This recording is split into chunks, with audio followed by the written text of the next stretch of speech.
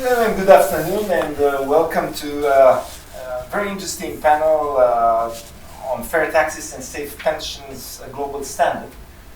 We are here at the World Forum on the Future of Democracy, AI, Tech and Humankind, and of course we are talking about pensions and tax reforms because these days people are disgruntled, and partly of what is happening with the MAGA movement in the US, and we've seen that they have their own counterparts in the European Union and worldwide. I mean, if we go to the root cause, I mean, people are unhappy. I mean, they are, having problems in making ends meet. So the situation is real. There are situations where people, after they retire, they are not covered. They have difficulty in having a decent life. And all these things are more or less stacking up and fueling the anti-system movements and the people that are disgruntled towards the governments. Now, the World Forum, the organizers have been very ambitious and try to project or try to suggest as the objective of the panel if there can be a global equality and security policy. That's a difficult thing. We know that prerogatives on taxation and pensions are very national and entrenched-rooted in the specificities of tax systems and ideologies that are different from country to country. Even in the European Union, we don't have taxation as a common policy. But we are going to hear that soon from our two distinguished panelists. The first speaker that I'm going to introduce is a champion of social policy, the former European Commissioner for Jobs and Social Rights, Nicolas Schmidt. Nicolas, thank you very much for joining the panel, and you will address a keynote speech, I understand, on the topic, so please, without further ado, I give you the floor to try to open up from the European Union perspective, please. So thank you very much. I appreciate also very much that these topics have been chosen in the context of this forum on democracy, because pensions are part finally of what we understand as the social model or the welfare state. It's one important part, by the way, of our welfare or social protection systems. And taxation obviously is another important part, because taxation and fair taxation is the resource, or one of the resources of this welfare state. And we cannot deny that we are going through major crises, transformations during the last 10 or 15 years. It started with a financial crisis, obviously, which hit a lot of people. In those countries where pensions are based on private pension funds, they were hit because the value of their assets diminished and had an impact on their pensions. But also in other systems, it has been mentioned that wages have been down for longer periods. And if wages are down, well, pensions will not be up, because the pension is always in some connection with the wages you earn now. And so we have to reflect, if I can start with pensions, on first on the transformation and the challenges, and then try to find the solutions. We are coming in our pension systems in Europe, at least, from two big traditions. It's the beverage tradition on one hand, which is very much focused and based on overall solidarity, on taxation, by the way. The welfare state is financed by taxes. And on the other hand, we have, being in Germany, the Bismarck-inspired or initiated system, which is much more an approach based on insurance. I pay in a fund, my employer pays in a fund, and that's the insurance for the future. And so now I would say we do not have anywhere the one system or the other, at least not in Europe. We have very often both systems, a bit Bismarck and a bit Beveridge, so a bit taxation and a bit social contribution. But the challenge of pensions is mainly the big transformation in our economy and the transformation in our societies. The first one, society, is about demography. Pensions are always, especially when you are in a system, you pay as you go, depending on what the present generation is paying. And if you consider that the numbers of pensioners is increasing in relation to those who are paying for them, and even this tendency is increasing, well, there is a problem. Either there's a problem in the level of pensions, because people get less pension, or there's a problem in the level of contribution, because the working generation has to pay more and more for a growing number of pensioners. So this is the big issue, what I would call the generational contract, which means, well, this generation is paying for the previous one, and they expect that somebody will pay for them and guarantee also an adequate level of pension. So there are two aspects. We have a lot of discussion, as you remember, in the European Union. It's about sustainability. How will we finance our pension system? Because this has also some relationship, especially in relation to budgetary or fiscal discipline, because a larger part comes out of the budget, public or state budget, public budget. So this is very much linked to the European view on fiscal discipline. So sustainability of the pension system is very much linked also to the sustainability of public finance. That's the first one. How can we manage this sustainability? And the second one, which is adequacy. So do people get an adequate pension, which allows them to have a decent life once they end their professional life? And we still in Europe see that, well, we have about 18% of what we consider to be not working poor, but old age poor people. So pensioners with very low pensions, who have really who are facing poverty. So that's the adequacy.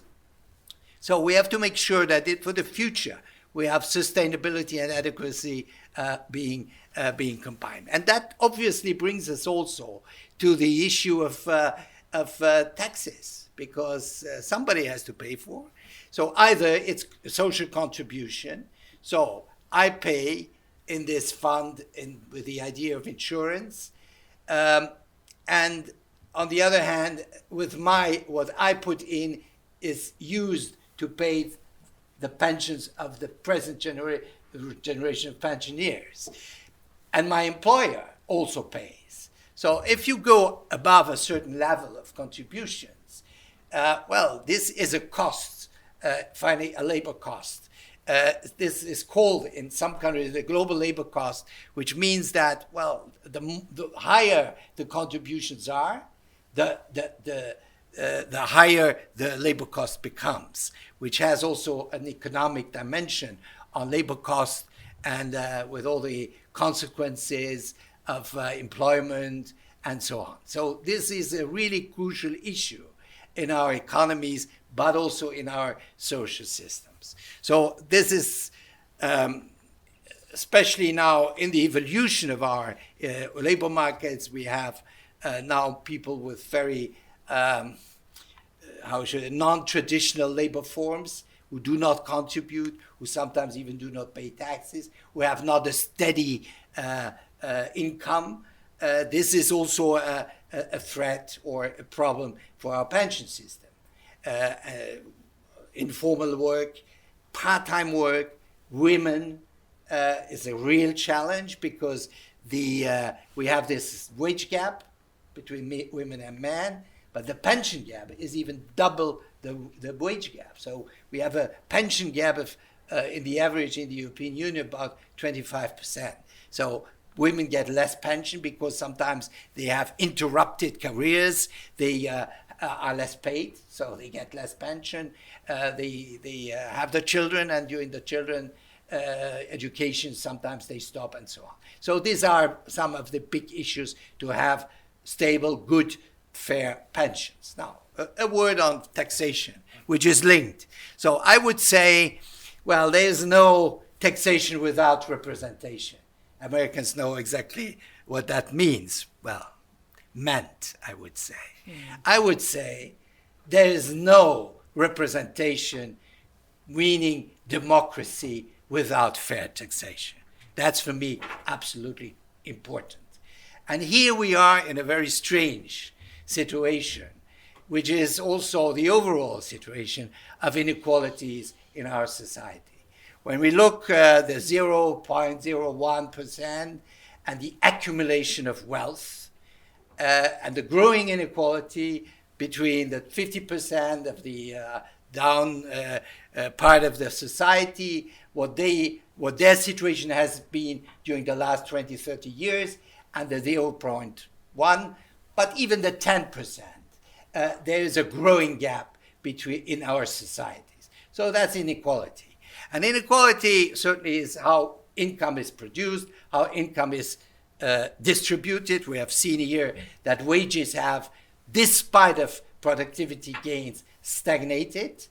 Now, there has been some improvement during the last time period, but there is not at the level of productivity gains.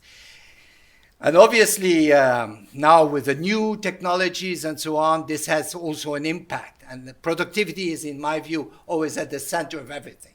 When we talk about, by the way, about pensions, it's also a lot depending on how productive your economy is. You may have less workers, but if these workers are very productive, well, you can finance also the welfare or the protection system through the productivity gains, depending on a political decision how productivity gains are distributed. And with taxation, I think we have seen in the last 30 years, first an ideology, which is bring taxes down. That was started with Reagan. It was absolutely an obsession, taxes down. And it continues. It continues in the US, but even in Europe, people think, well, the best thing to do, yes, obviously to gain some voters or more voters, it's not very popular to say I have to bring taxes up. It's always good to say I bring taxes down. This is a very popular saying. People do not tell the whole story, because bringing taxes down is fine, but that means you abolish or you reduce public services, social services, your welfare system. And, well, for neoliberals, this is fine, because they always, anyway, consider this as some not important thing. So I strongly believe we have to reflect on fairer taxation in our different systems, but also globally. Now, we have made a progress under President Biden and with the Europeans, because at least we have closed slightly a gap of multinational firms who managed to not to pay any tax, or at least such a low tax which is not in relation with their profits. They found the right places. I know some how to it's not tax fraud. It was just tax. You don't speak anymore about tax fraud. You speak about tax optimization. So if you have a good tax lawyer, yeah, he is preventing that you are in tax fraud. He's just giving you the right receipts to have tax optimization. And in the OECD, after long negotiation, long discussion, at least there is the beginning of saying, well, every company, wherever it works, wherever it's established, has to pay at least 15% of a minimum tax. Well, now we will see if this will be operational, if this will be implemented. I'm not so sure anymore with the changes mainly in the US, but some in Europe would be happy also if this fails. Let's be honest. So taxation is crucial for our democracy because it's about redistribution, it's about public services, it's about reducing inequalities, it's about investing in people. We have done a lot about children, about good education. Well, if you have low tax, well, you have no money to invest in education. Well, rich people can afford because they just get into private schools and pay for the private schools. Well, and those who are less rich, well, they get bad education systems or underdeveloped. So I think this is the big relationship. Now, the last word is about the global approach. First, I would say what we need is a good economy.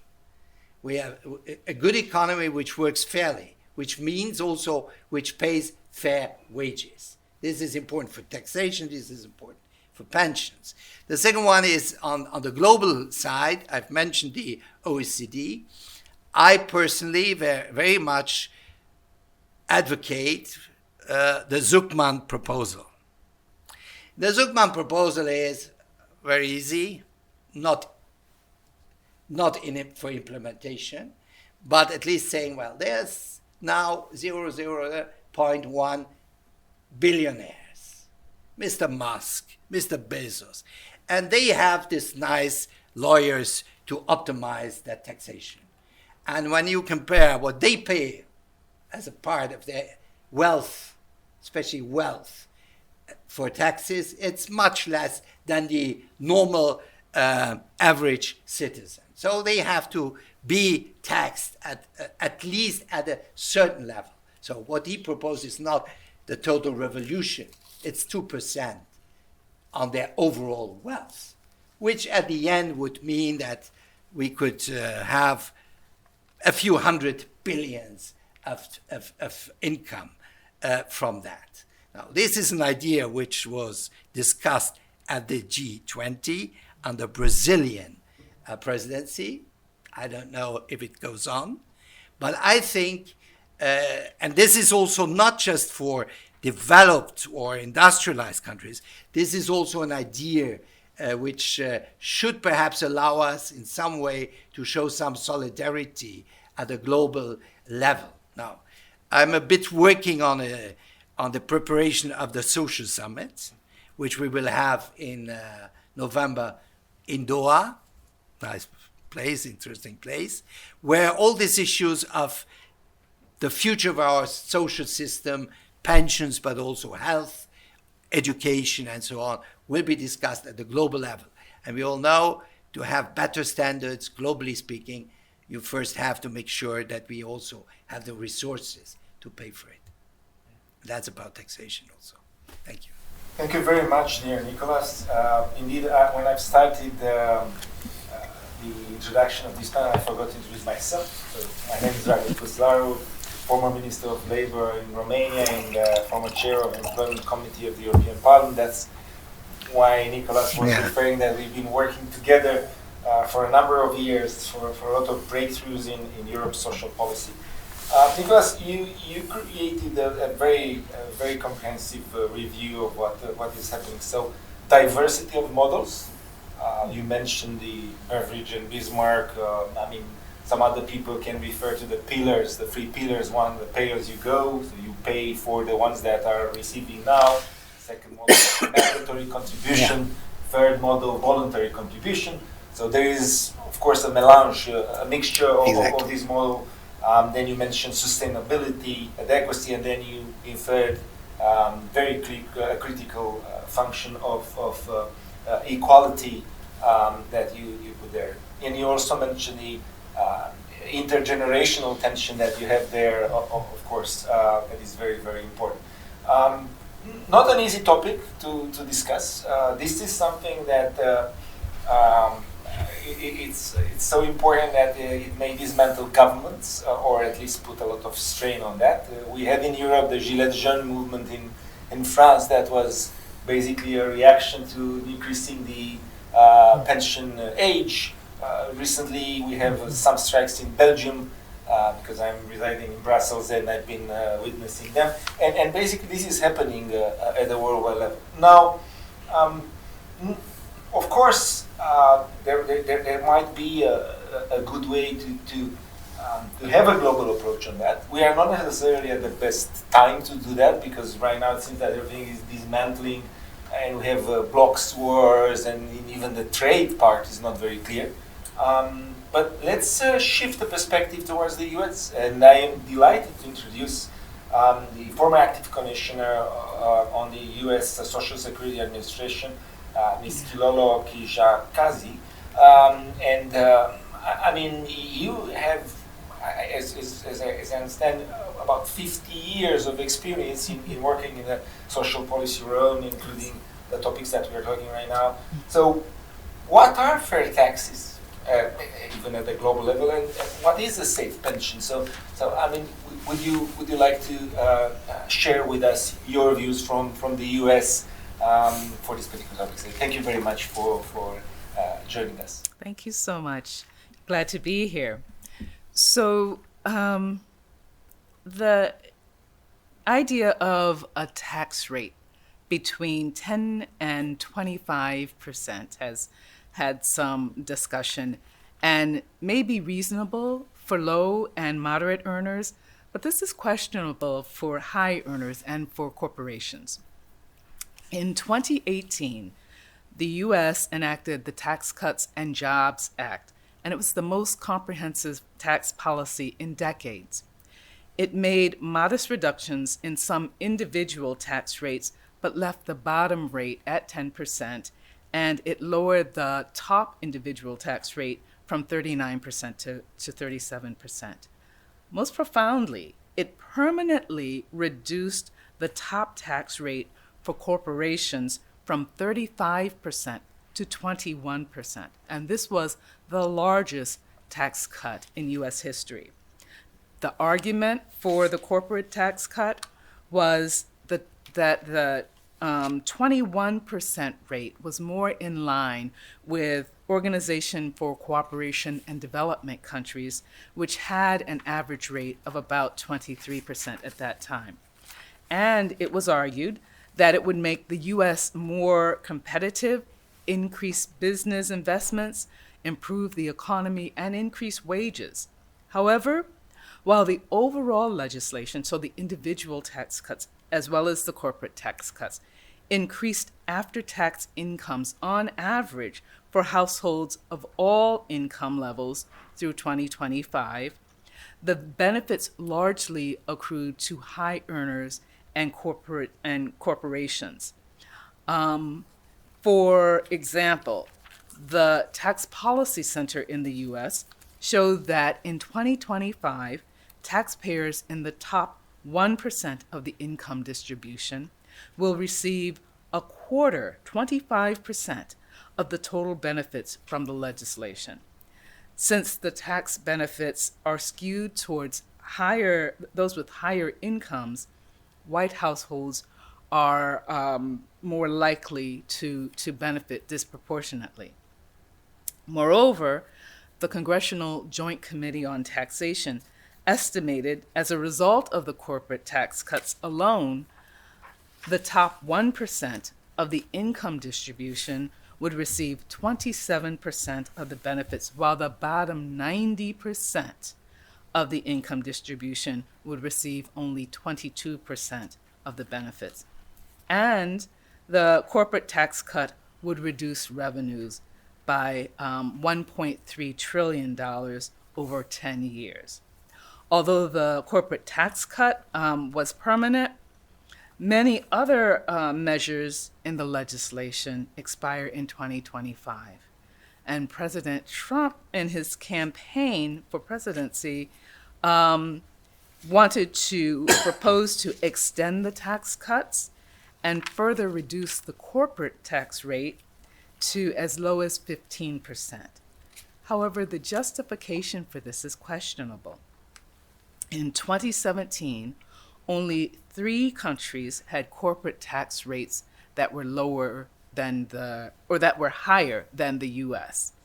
But now, and that's when this historic tax cut was made. But now 71 countries have tax rates that are higher than the US. The University of Pennsylvania's Wharton School of Business estimates that lowering the corporate tax rate to 15% would reduce revenue by nearly $600 billion over 10 years. Moreover, they found that under the corporate tax cuts, labor earnings increase for workers in the top 10% of within-firm earnings distribution and rise sharply for executives, but do not change for workers in the bottom 90% of the distribution. Now about secure retirement pensions. A secure retirement requires sufficient income to be above the poverty level, meaning that a retiree would be able to at least meet their basic needs. It would last the remaining years of the retiree's life. It would increase with the cost of living, and it would be available to all workers, universal. Social Security is the foundation of retirement in the US. It is progressive, which means that lower wage earners would receive a higher share of their pre-retirement earnings when they retire, and then compared to higher wage workers. It will last for as long as they live, retirees live. It is adjusted annually for inflation, and it is nearly universal, reaching almost all workers. However, Social Security alone will not pull all workers out of poverty because it was not designed to be the sole source of income for a retiree. When it was enacted, retirees were also expected to receive an employer pension and to have personal savings. But traditional defined benefit pensions, which are based on a formula that accounts for a worker's wages and their years of service, have largely been replaced by defined contribution accounts that are based on how much a worker can save, whether an employer makes contributions, and the gains or losses from investments in the market. If a worker has a defined benefit pension, there should be sufficient resources in the pension fund to pay out full benefits for all retirees. If the worker has a defined contribution plan, it should be sufficient to last through retirement and offer annuities as an option for receiving benefits throughout the remainder of their lives.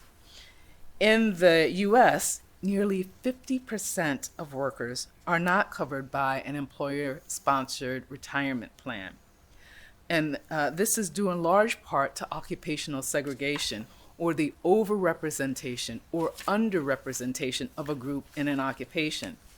People of color and women are overrepresented in occupations where employers are less likely to provide benefits, including retirement savings plans. Or these employees do not have access to the plans provided by employers because they work part-time or are seasonal. In addition, these employees are more likely to face discrimination in hiring, pay, promotion, and retention, which reduces their access to retirement benefits. I'll stop there. Thank you very, very much. I mean, this is indeed a very good overview of the US system. Yes. Clearly, there are differences. Yes. Now, let's go to the main question of this panel and trying to reach out to these very nice dreams of having more standardization globally. So, on one hand, it is clear that the pension systems or the countries at the global level, they are looking at each other. For instance, because of demography, we see that there were increasing in the pension and in the retirement age in multiple countries at the same time. So there is a natural standardization that is by default because this is demanded by the sustainability of the system. On the other hand, there is a tendency to try to extend coverage. So we can see that, of course, with some exceptions, and right now, when we have a regime changes, you have witnessed in the United States from the Biden administration that you well represented to the current Trump. I mean, we never know. But the point is that there are at least two important elements. One is about trying to get to some global standards in taxation, following the OECD discussions, G20, and others, as reflected by Rico and Schmidt.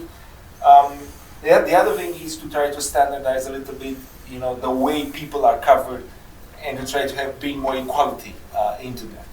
And here the main question is about this concept of universal income we have seen in the movie that was in the intro.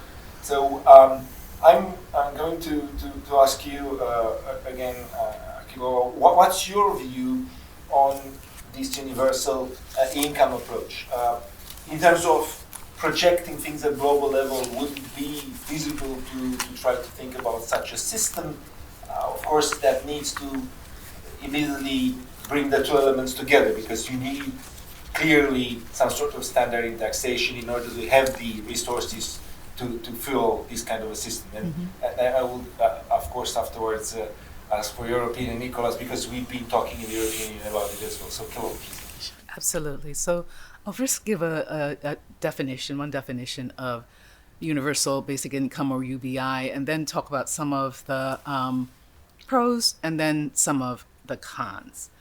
So one definition of UBI is it's a cash transfer given to all members of a community on a recurrent basis, regardless of income level, and with no strings attached, unconditional.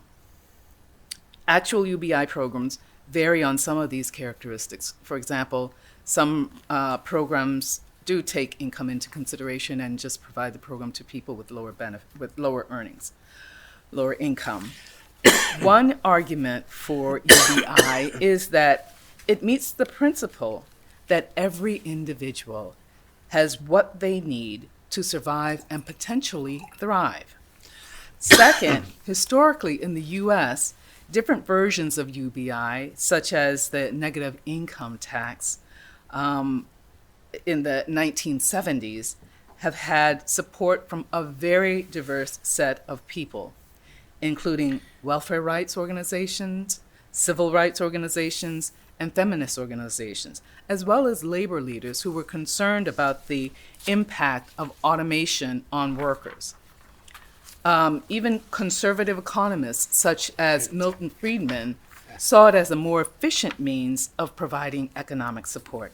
And conservative and liberal politicians, including Richard Nixon and George McGovern, supported the negative income tax. A third reason is that many research studies support UBI. There is a meta-analysis of multiple studies on UBI that was carried out by the Stanford Basic Income Lab. And it showed that findings are generally positive and that UBI-type programs alleviate poverty and improve health and education outcomes, and that the effects on the labor market are minimal.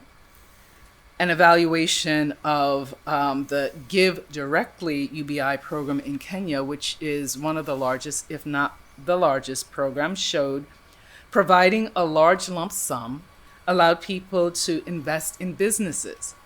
The long guarantee of 12 years encouraged savings as well as risk-taking, while short-term 2-year guarantees were effective, but they were less impactful. On the other hand, there are opponents of UBI. For example, the Heritage Foundation in the United States indicates that studies of programs in Texas and in Illinois would discourage work and would lead to long-run declines in income and economic output. They state that UBI participants work 2 fewer hours per week, and improvements in income, food security, and health disappear over time. They also emphasize that UBI would be costly, and they are opposed to the redistribution of resources. This was a very nice pros and cons on the UBI. In Europe, we had this important testing in Finland, and the Finnish test was interesting because it was run through a counterfactual evaluation afterwards, and results were kind of mixed. I mean, the group that didn't receive the universal basic income did not necessarily suffered more, or there were no clear evaluations that the effects were by far better. But we've been talking about that in Europe for a while, and at the European level as well. So how, as a European Commission for Jobs and Social Rights, I mean, you know that there was a good part of the trade unions and so on that were pushing for that model.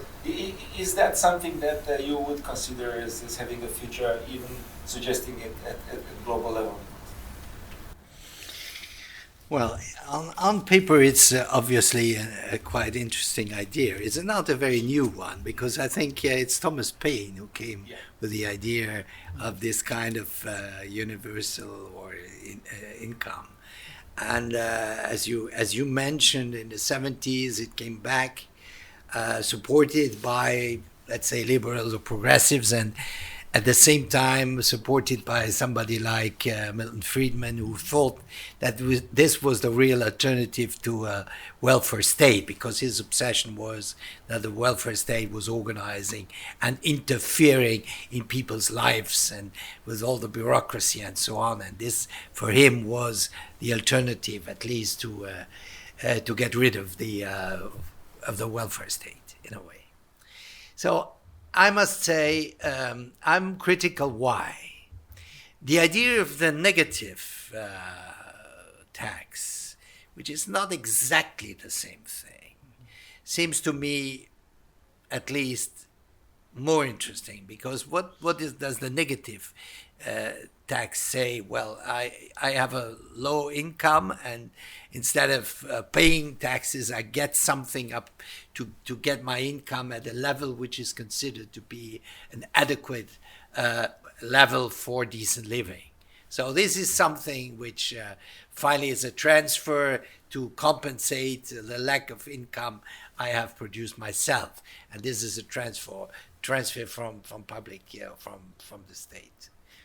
The universal income, and very much now linked to the changes in the labor market.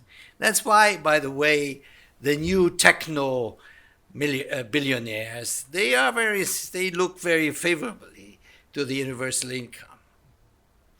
Why? Because they think that, well, part of the population, they will not find their place in the labor market.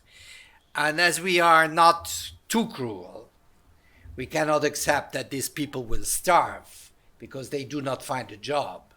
We do not need them anymore. We have to find a solution and pay some kind of minimum income to guarantee a minimum level of living standard. I have now put it a bit harshly, I accept. But as you can imagine, I'm not a big friend of these techno or tech billionaires, like Musk and other, Thiel, for instance, and others. So I am a bit worried, because what kind of society will we produce? We will produce a society where the fittest, the brightest, the most intelligent, apparently, they have the nice jobs, the big income, and so on. And then we have part of our population which we consider not really fit for the labor market, the technologies and the knowledge society and so on, Well, they get just the money to survive from public funding. And I think this is not the society I want to live in. This is a new kind of social segregation. And this will not function. And it's not the idea to say I give a minimum income and people will be discouraged to work. It's because the idea is we do not need these people to work because we have no work for them, because robots will do their work or artificial intelligence will do their work. So we have just to find a solution to give them some kind of survival, because we are in the survival room here, survival. So I am very, very cautious, critical to this idea.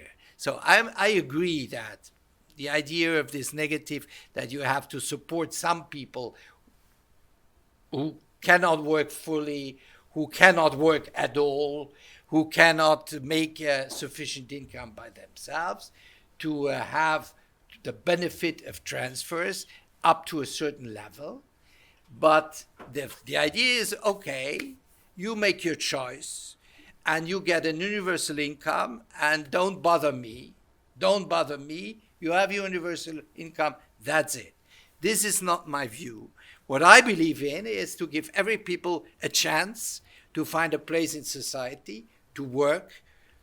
We have then to reorganize the whole labor market, to lower, if this is the case, we have to lower the working time. We have to redistribute, and I come back to my idea of productivity. We have to redistribute the productivity gains differently, and not just for the billionaires or the managers. We have to distribute it, and that's a taxation issue. And that's why I am very, very cautious and even critical towards this idea, well, okay, we have nothing to offer but just some kind of small benefit to keep people more or less alive. I know I push it a bit because that's the negative view. There is this ideal view, well, we are going into a society where people do whatever they want. Yes, that could be, but this is, in my view, not exactly what will happen. And this is not the way how it is thought. And that's why I can tell you, unions are not in favor of that. Being somebody close to the unions are not in favor of that, because they have understood that this is the way to say, well, there's no job for you. You get the universal income and don't bother me. So what we need is a society where people have a place, where people have, work is not just an income. Work is much more than an income. And so being a social democrat, I must say, this is a more traditional social democratic view, but I think this is a view also on what our society with technology, with robots, with artificial intelligence will be, how inclusive or exclusive it will be. That was a very very meaningful argumentation in order to avoid the trap of misplaced UBI that will create that divide in society. Let me just go with a follow-up on that.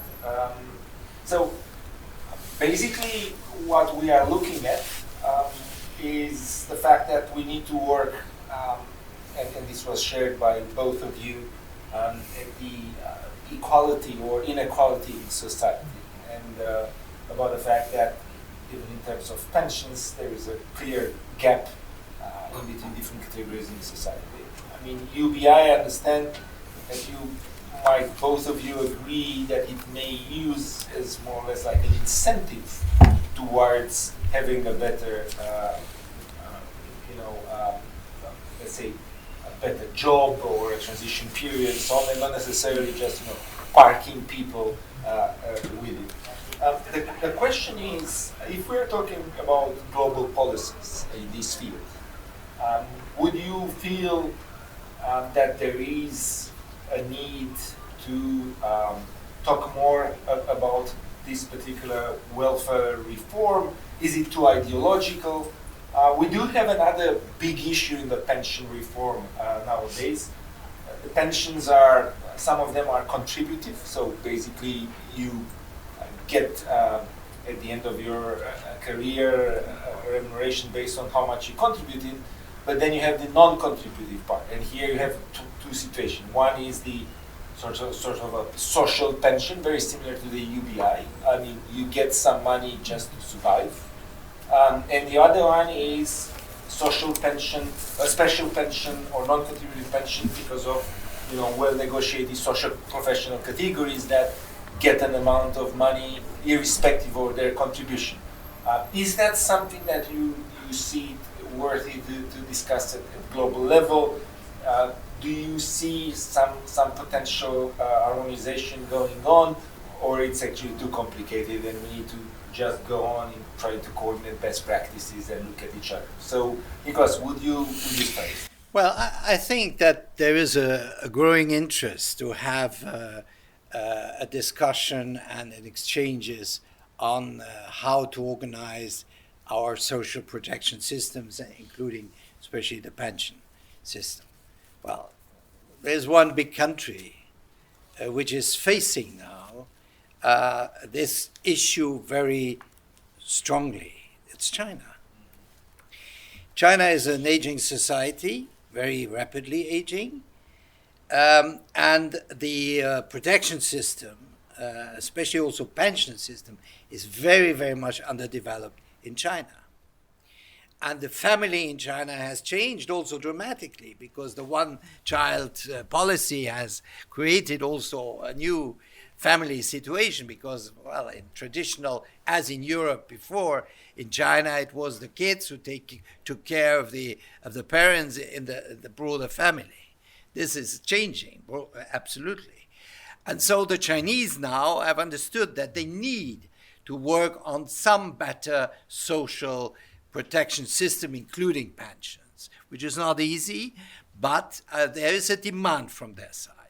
So I think this shows that there is a global issue there, which is social, but at the end is also economic, because if you have a larger growing part of your population, the older persons who have no purchasing power, well, this has an impact on your economy because you're excluding finally part of your population from the demand side, or at least largely.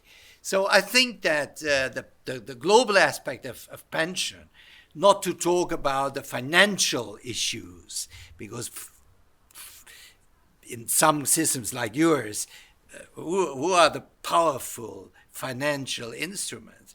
It's the pension funds.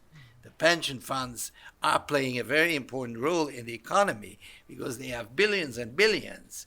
They are investing in companies. So they are also there is also this side of economic interest. By the way, when I was a commissioner, I had the discussion with my colleague who was in charge of financial industry, and she was very much pushing for developing this third pillar or second pillar or third pillar, which exists in Europe, but in comparison, for instance, to the US is quite modest, which means, well, there is savings there which are invested. So I think there is an interest to have a global discussion on that, and perhaps it's also an issue we can use and discuss at this social summit at the end of the year. Yes, indeed. I mean, thank you very much for sharing that. Europe also tried to do a third pillar thing, the pan-European pension product, trying to facilitate the harmonization of a voluntary contribution throughout Europe. It failed, I would say, dramatically. With the second pillar, indeed, there is no harmonization because we don't have a capital market union. That's the point. Exactly. Yeah. So the issues, I mean, if we are talking about problems of harmonizing at European Union level. I mean, what to expect at global level. But in order to conclude our panel today, I mean, I would like to hear from you, Kilolo. What's your view? What are your hopes in terms of getting more together or harmonizing, or right now you are reserved related to a brighter future in terms of getting to a fairer economy in terms of taxation and pensions? So I'll talk a little bit about what the U.S. has done in an attempt to achieve a more secure pension for a wider range of retirees. But I'll touch on some of the other issues that you brought up about whether there should be another piece coming in if what the worker is earning for a pension isn't sufficient. And then I'll end with the piece on inequities. So the U.S. enacted legislation called Secure 2.0 in 2022. And this legislation would require employers with new defined contribution plans, like 401k plans, to automatically enroll eligible employees and to deduct between 3% and 10% of wages into their accounts, and to automatically escalate the percentage of contribution by 1% each year up to at least 10%, but not more than 15%. And employees would have the option of declining enrollment or changing the contribution rate. Employers with 10 or less employees and businesses that are less than 3 years old are excluded from the requirements. The legislation would also allow employees to automatically enroll allow employers to automatically enroll lower paid employees into parallel emergency savings accounts with payroll deductions of 3% up to $2,500 per year. And again, employees could opt out or change the deduction rate. Employees can withdraw up to $1,000 from these emergency accounts each year, but they would have to repay it before making another withdrawal. And employers, can provide matching contributions to these emergency accounts. And the goal of the emergency account is to preclude early withdrawals from the retirement account if an employee has an emergency that comes up. The legislation makes retirement accounts more portable. So it allows employers to transfer account balances of former employees into an individual retirement account. Up to $7,000 could be transferred. And Secure 2.0 also established a national searchable database so that workers could look for lost savings accounts. For small businesses, the legislation provides tax incentives to establish retirement savings accounts, expand eligibility for coverage of workers, and to make matching contributions. And nearly 50% of U.S. workers are employed by small businesses, so this is important. Part-time workers. The legislation also requires employers to allow part-time workers who are employed for at least 2 years for at least 500 hours per year to participate in their retirement plans. And employees with 1,000 hours per year must be allowed to participate after just 1 year.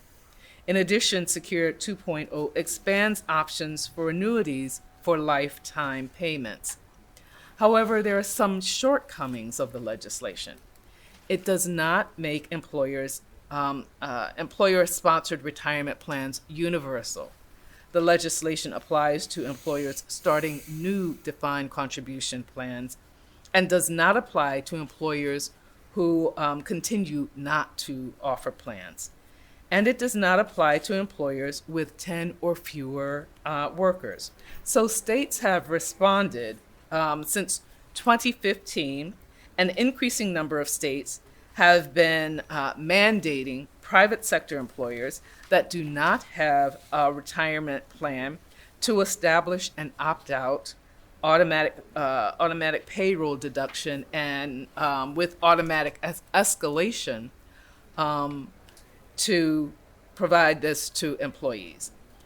The deductions go into state-facilitated individual retirement accounts, which alleviates the employer of the administrative and fiduciary responsibilities. The mandate also only apply to employers over a certain specified number of employees, and that's specified by each state. And state retirement plans do not provide for employer contributions, which is important because higher income employees tend to work for employers who provide matching contributions, and that plays a huge role in the amount that an employee is able to accumulate. So to compensate, the Secure 2.0 legislation addresses this by improving the U.S. Savers Credit. That's a program that's already in place. Replacing that, it's in place for low-wage workers. So it's being replaced in 2027 by the Savers Match, which will provide a government match to up to 50%. And it will be refundable, which means that low-wage workers who don't have a tax liability will still be able to get the match. And matching contributions will be deposited into the employee's retirement account rather than being paid out as a tax refund at the end of the year. The legislation also allows employers to provide employees who have student debt with matching contributions to their retirement plans so that they can, at the same time that they're paying their loans, they can save for retirement. And finally, while the legislation makes substantial improvements, it does not directly address labor market barriers that affect many employees. And this includes, as what I referred to before, discrimination due to hiring, pay, promotion, gender, disability, and age, which limit security for many workers, retirement security for many workers. The U.S. has laws that are intended to prevent such discrimination. However, the agencies with responsibility for enforcing these laws are underfunded, leaving them unable to fully carry out their mission. So unless and until employers are held accountable for any discrimination in the labor market, retirees will not have a secure retirement even after a lifetime of work. Thank you very much for sharing the details of the Security 2.0 reform in the United States. As far as I can understand, I mean, there are improvements, but yes. not there yet. Not there yet. Correct. Now, we are at the end of this particular panel. I remind you that we had the privilege of having Nicolas Schmidt, former European Commissioner for Jobs and Social Rights, and Kilolo Kijakazi, former acting commissioner of the U.S. Social Security Administration, joining us for this panel on fair taxes and safe pensions. Final words or conclusions for our perspective. Are you rather hopeful to see more equality in terms of taxation and pensions at global level, or reserved or even pessimistic? So, Nicolas, I will kindly ask you this final question, and with your conclusion remarks, you can add whatever you feel wants to be said. Please. I think Bill Clinton mentioned this morning a German politist, Max Weber, saying that policies is getting through thick, I don't remember the word in English. And I think this is what we have to expect. It will be not an easy thing. We are now in a period where the focus is perhaps not so much on social, on fairness, on reducing equality. It's in Europe, as in many other places, it's very much on technology, competitiveness, it's on defense, on security, and I fully agree with that. It's about investment also, very much. And I think that investment is obviously investing in technology, investing in education, and then we are very close to school, investing in children. And you are a champion of the child guarantee I launched when I was commissioner. And I think so we have to find the right balances between the social issues, wages, protection, investing in children, protecting groups in our society, and the other priorities. Because at the end, our societies will only be strong if they are cohesive. If people have the feeling that they are not the losers. And perhaps because so many people have the feeling that they are the losers, they are running behind the populists. And I think it's now time to find the right balance. And this means that we should not give up our policies in favor of a fair and good welfare state. Obviously, we can reform, and we have to reform. I recently told the French, well, I agree that nobody likes, some like, I liked it, but to work longer years. But if you, your life expectancy is now much longer, there has to be some kind of correction. Otherwise, the system will fail. But this means that we have to reorganize, perhaps, the whole working life, the whole system. It cannot be that the world around us, with technology, with everything, changes, but the systems we have established in the early 20th or mid-20th century, they remain exactly the same. So I think this is a challenge for politicians. This is a challenge for all kinds of, for employers as well as for employees, for trade unions. And that's what I think is ahead of us.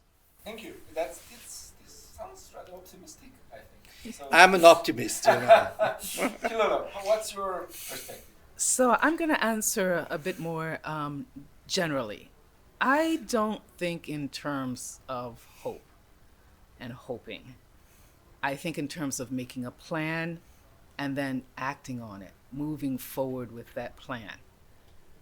And I am optimistic because I believe that when we fight for each other, we all rise. Yes. That's a... Well put. Yeah, that's... Not necessarily a lot of conclusions needed after this wonderful closing by Kilolo. I mean, the World Forum is about the future. It's about voicing out important things. I believe that the discussions on taxations and pensions are very complicated. They are usually discussing bubbles with the finance people and economists and so on. And we need to open them up. This is about youth and their problems.